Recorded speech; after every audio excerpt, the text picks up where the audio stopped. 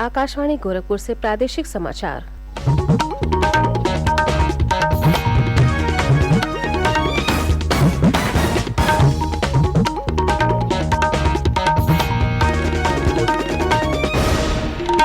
नमस्कार, समाचार बुलेटिन के साथ मैं सोनी निगम। पहले मुख्य समाचार। प्रधानमंत्री नरेंद्र मोदी ने 75 डिजिटल बैंकिंग इकाइयां राष्ट्र को की समर्पित। कहा, ये इकाइयां देश में डिजिटल बैंकिंग बुनियादी ढांचे और वित्तीय समावेशन को करेंगी मजबूत। मुख्यमंत्री योगी आदित्यनाथ ने एटा जिले में 4 अरब 19 करोड़ रुपए से अधिक लागत की 255 विकास परियोजनाओं का किया लोकार्पण और शिलान्यास। कहा, राज्य सरकार सभी वर्गों के कल्याण के लिए कर रही है काम। अधीनस्थ सेवा चयन आयोग की प्रारंभिक पात्रता परीक्षा में धोखाधड़ी के आरोप में 10 लोग गिरफ्तार। और प्रदेश में बारिश और बाढ़ की वजह से फसलों की क्षति का आंकलन व्यापक स्तर पर जारी। शीघ्र दिया जाएगा पीड़ितों को मुआवजा।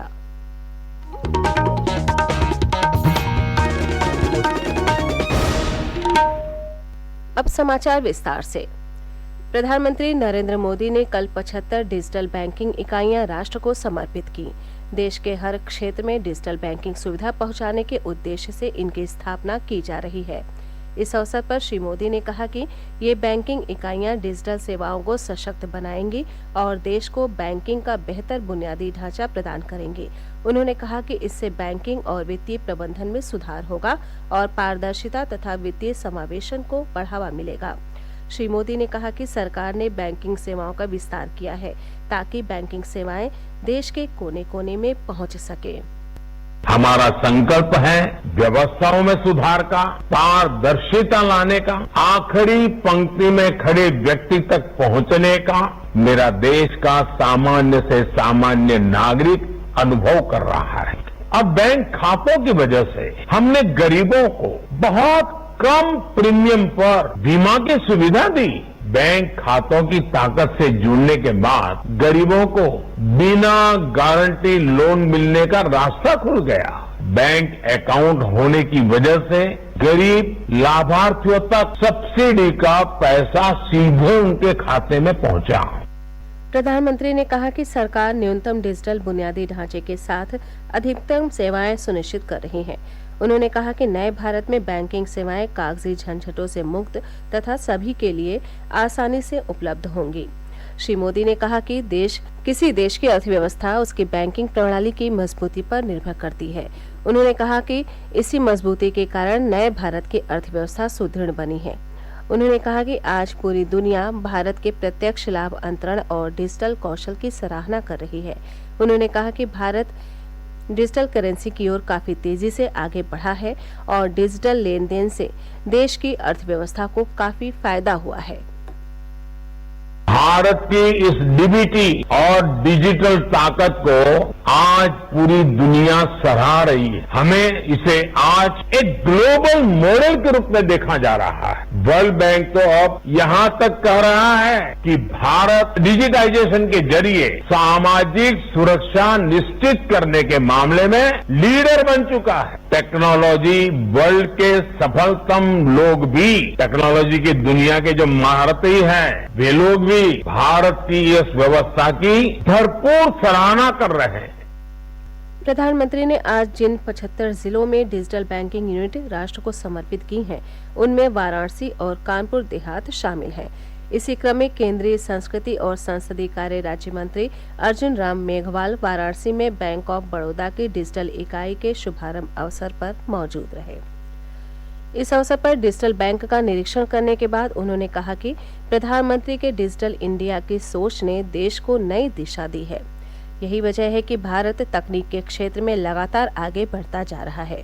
बैंक के मुख्य कार्यपालक अधिकारी संजीव चड्डा ने कहा कि डिजिटल भारत के नजरिए के अनुरूप शुरू की गई डिजिटल बैंकिंग यूनिट ज्यादा से ज्यादा लोगों को डिजिटल बैंकिंग उत्पादों और सेवाओं को सुरक्षित व आसान ढंग से इस्तेमाल करने में सहायक सिद्ध होंगी। डिजिटल बैंकिंग इकाइयां लोगों को विभिन्न प्रकार की बैंकिंग सुविधाएं प्रदान करेंगी। इनमें बचत खाता खोलना, बैलेंस की जानकारी, पासबुक प्रिंट करना, राशि अंतरण करना, सावधि जमा में निवेश करना, ऋण आवेदन, क्रेडिट तथा डेबिट कार्ड के लिए आवेदन करना और विभिन्न प्रकार के भुगतान शामिल हैं। मुख्यमंत्री योगी आदित्यनाथ ने कल एटा जिले में 4 अरब 19 करोड़ रुपए से अधिक लागत की 255 विकास परियोजनाओं का लोकार्पण और शिलान्यास किया। ये विकास परियोजनाएं चिकित्सा, शिक्षा और नगर विकास समेत आम लोगों के विकास से जुड़ी हैं। इनमें प्रमुख रूप से जल निगम की 100 पेयजल योजनाएं, अतरंजी खेड़ा बौद्ध पर्यटन स्थल का विकास और प्रधानमंत्री ग्रामीण सड़क योजना के तहत 5 सड़कें शामिल हैं। इस अवसर पर श्री योगी ने कहा कि राज्य सरकार प्रदेश के सभी वर्गों के हितों के लिए कार्य कर रही है। महिलाओं, युवाओं और छात्रों के संवर्धन पर उनका खास फोकस है तथा इस दिशा में ठोस कदम उठाए जा रहे हैं। मुख्यमंत्री शादी विवाह योजना में 2 लाख से अधिक बेटियों की शादी दहेज रहित विवाह के रूप में एक प्रगतिशील कदम है। बेटी बचाओ बेटी पढ़ाओ के प्रधानमंत्री जी ने आह्वान को जमीनी धार तक प्रभावित करने का काम उत्तर प्रदेश इस रूप में कर रहा।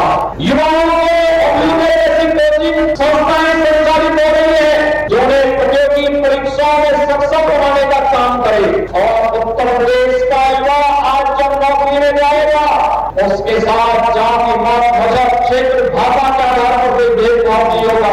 आज आप देखते होंगे उत्तर प्रदेश में कोई नौकरी निकलती है तो उत्तर प्रदेश के हर जनपद का, हर विकास खंड के नौजवानों का उसमें सिलेक्शन होता है और वे लोग उत्तर प्रदेश की शासकीय सेवा में जाते हैं। मुख्यमंत्री ने जिले की जवाहर तापी परियोजना का निरीक्षण भी किया। 12,300 करोड़ रुपए की लागत से 1,300 मेगावाट क्षमता वाला ये संयंत्र अगले साल शुरू हो जाएगा। श्री योगी ने कहा कि विभिन्न विकास परियोजनाओं के साथ एटा जिला नई पहचान और आभा के साथ आगे बढ़ रहा है। उन्होंने कहा कि जनपद में मेडिकल कॉलेज का काम भी अंतिम चरण में है।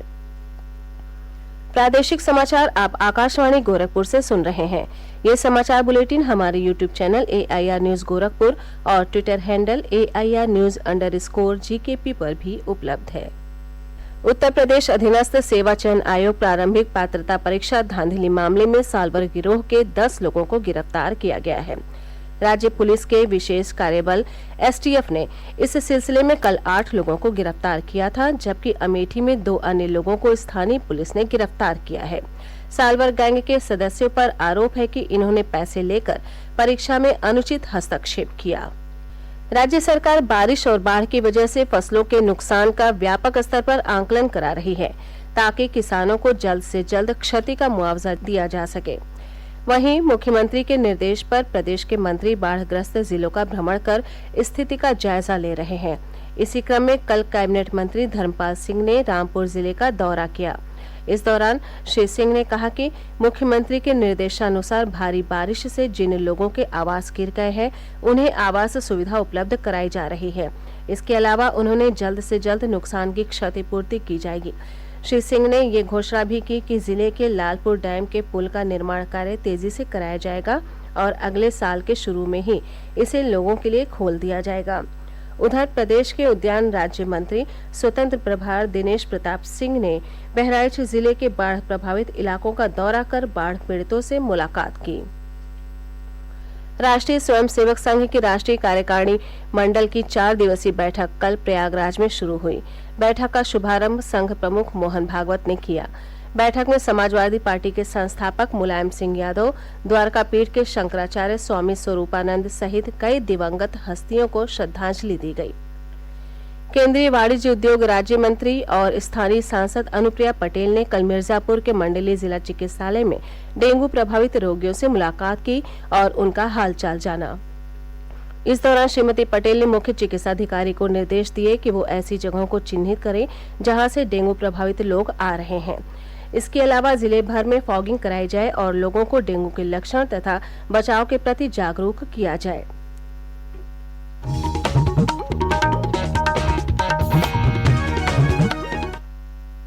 मुख्य समाचार एक बार फिर। प्रधानमंत्री नरेंद्र मोदी ने 75 डिजिटल बैंकिंग इकाइयां राष्ट्र को की समर्पित। कहा, ये इकाइयां देश में डिजिटल बैंकिंग बुनियादी ढांचे और वित्तीय समावेशन को करेंगी मजबूत। मुख्यमंत्री योगी आदित्यनाथ ने एटा जिले में 4 अरब 19 करोड़ रुपए से अधिक लागत की 255 विकास परियोजनाओं का किया लोकार्पण और शिलान्यास। कहा, राज्य सरकार सभी वर्गों के कल्याण के लिए कर रही है काम। अधीनस्थ सेवा चयन आयोग की प्रारंभिक पात्रता परीक्षा में धोखाधड़ी के आरोप में 10 लोग गिरफ्तार। और प्रदेश में बारिश और बाढ़ की वजह से फसलों की क्षति का आंकलन व्यापक स्तर पर जारी, शीघ्र दिया जाएगा पीड़ितों को मुआवजा। इसी के साथ ये समाचार बुलेटिन समाप्त हुआ। नमस्कार।